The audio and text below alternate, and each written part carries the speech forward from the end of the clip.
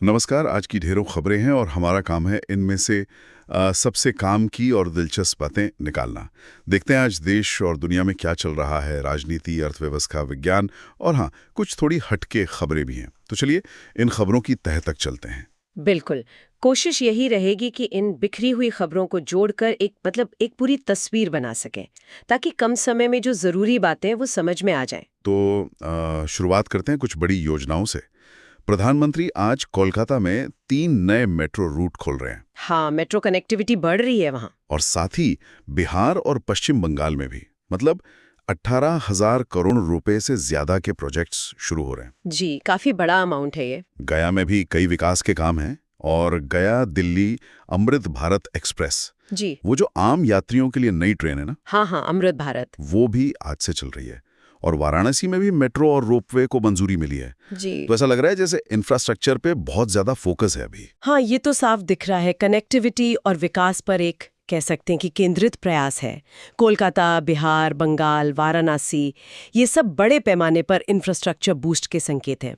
इससे न सिर्फ आना जाना आसान होगा, बल्कि उम्मीद है कि लोकल इकोनॉमी को भी फायदा पहुंचेगा। अच्छा। और हाँ, इसी से जुड़ा एक और छोटा फैसला है, ट्रेनों में जो एक्स्ट्रा सामान पर फाइन लगता था। हाँ, वो तो बड़ी दिक्कत होती थी कई बार। हाँ, तो वो अब खत्म कर दिया गया है। यात्रियों के लिए ये यकीनन एक राहत की बात है। सही बात है।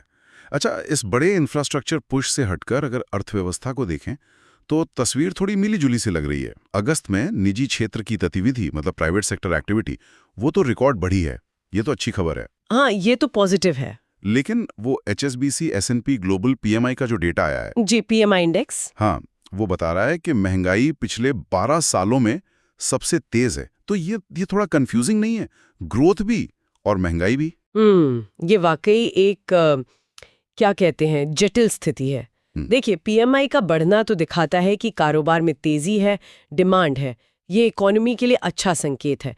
पर यही तेज डिमांड और शायद सप्लाई साइड की कुछ दिक्कतें, ये मिलकर महंगाई को भी बढ़ा रही हैं। और इसका सीधा असर तो आम आदमी की जेब पर पड़ता है ना। हाँ, बिल्कुल। इसी बीच एक और फैक्टर है मॉनसून। वो देश भर में एक्टिव है। उत्तर प्रदेश, बिहार, कई राज्यों में भारी बारिश की चेतावनी भी है। अब बारिश खेती के लिए तो जरूरी है, लेकिन अगर जरूरत से ज्यादा हो तो बाढ़ का खतरा, जिसका अर्थव्यवस्था पर फिर डबल असर पड़ता है। सही कहा। अच्छा, और इन घरेलू मामलों के साथ साथ राजनीतिक और कानूनी मोर्चे पर क्या हलचल है? हरियाणा विधानसभा का मानसून सत्र शुरू हो गया है। जी। और एक काफी महत्वपूर्ण बिल पेश हुआ है, 130वां संवैधानिक संशोधन विधेयक, जिसके तहत अगर प्रधानमंत्री या मुख्यमंत्री 30 दिन हिरासत में रहते हैं तो उन्हें पद से हटाया जा सकेगा। ये तो बड़ा कदम दिखता है। हाँ, निश्चित रूप से ये शासन में जवाबदेही लाने की दिशा में एक बड़ा प्रस्तावित बदलाव है। हालांकि इस पर बहस जरूर होगी, मतलब इसके क्या परिणाम होंगे, क्या इससे राजनीतिक अस्थिरता आ सकती है या फिर इसका गलत इस्तेमाल, ये सब देखने वाली बातें होंगी। बैलेंस का मुद्दा है। बिल्कुल। दूसरी तरफ एक और अहम मामला है। सुप्रीम कोर्ट आज वो आवारा कुत्तों के मुद्दे पर शायद कोई बड़ा फैसला सुना सकता है। अच्छा, हाँ, ये भी कई शहरों के लिए बड़ा मुद्दा है। जी। इसका असर देखेगा। और एक खेल जगत से खबर है, अजय सिंह तीसरी बार भारतीय मुक्केबाजी संघ के अध्यक्ष बन गए हैं। ओके, तो वहां निरंतरता है। जी। भविष्य की तरफ देखें तो कुछ अच्छी खबर है स्पेस प्रोग्राम से। गगनयान G1 मतलब पहला मानव रहित मिशन, वो दिसंबर में लॉन्च के लिए तय है। अरे वाह, ये तो भारत के अपने मानव अंतरिक्ष मिशन के लिए एक बहुत ही अहम कदम है। बहुत बड़ी बात है ये। हाँ, और अंतर्राष्ट्रीय स्तर पर देखें तो विदेश मंत्री ने भारत रूस साझेदारी को काफी स्थिर बताया है, मतलब द्वितीय विश्व युद्ध के बाद सबसे स्थिर। और एक पूर्व सेना प्रमुख ने भारत चीन संबंधों में जो हालिया सुधार है उसे शुभ संयोग कहा है। अच्छा, तो ये बयान भारत की जो मल्टी अलाइनमेंट वाली विदेश नीति है, हाँ, संतुलन साधने वाली, जी, उसी की तरफ इशारा करते हैं। और हाँ, इसी कड़ी में भारत और यूके के बीच फ्री ट्रेड एग्रीमेंट वो भी साइन हो गया। हाँ, व्यापार बढ़ने की उम्मीद है उससे। बिल्कुल। और सबसे आखिर में एक ऐसी खबर जो थोड़ी अनोखी है, जिसने सबका ध्यान खींचा। मध्य प्रदेश के भिंड से कि एक व्यक्ति ने मुख्यमंत्री हेल्पलाइन में शिकायत कर दी कि उसे मंदिर में प्रसाद में 2 लड्डू मिलने थे पर एक ही मिला। हाँ, मैंने भी पढ़ी ये खबर।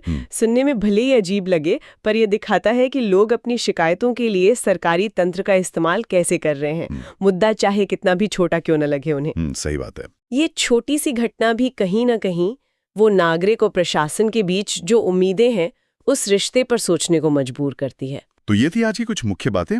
बड़े इंफ्रा प्रोजेक्ट्स हैं, अर्थव्यवस्था के मिले-जुले संकेत दिख रहे हैं, अहम कानूनी बदलाव की बात हो रही है, विज्ञान में तरक्की और हाँ, एक लड्डू की शिकायत भी शामिल है। हाँ, इन सब को अगर एक साथ रख कर देखें तो एक सवाल सा उठता है मन में कि देखिए, देश एक तरफ विकास की इतनी बड़ी बड़ी बातें कर रहा है, बड़े प्रोजेक्ट्स ला रहा है, संवैधानिक नियमों पर बहस चल रही है, और दूसरी तरफ एक आम नागरिक की छोटी सी जरूरत या शिकायत वो भी मायने रखती है।